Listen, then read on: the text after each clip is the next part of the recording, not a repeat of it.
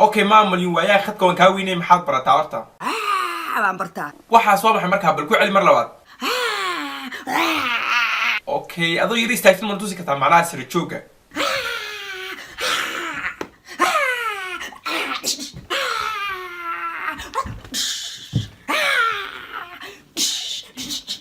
oo maxaad u barataa markaa gaariteega naftayda inaan difaacdo okay waxa jira naaga badan oo ku mashquula markaa naagaha kugu mashquula adu maxaad ku oran lahayd naagaha eemis ku mashquulayo inta lagu wasa adoon lagu raaxayn oo biyo laga keenin oo dhidid laga keenin ya oo lagu qoslinin oo lagu dugdugin oo massage lagu sameeynin oo meeshaad ka kacsatay la baran ba inta 10 laga dhalay ba balaha laga rifo laga dhaqaaq okay ragana maxaad ku oran lahayd markaa karate inta idin barto carabka inaan banaanka idin soo saara igu balan ragana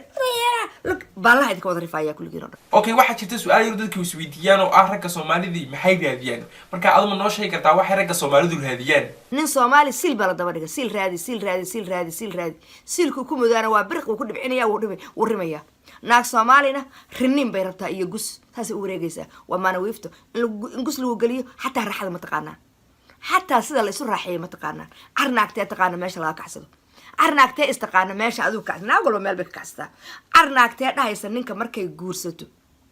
ya halkaasaan ka kacsaday halka iga taabi adoo gabar ma istijaabis meelaha ka kacsatid oo jirkaaga markaa taabatid jag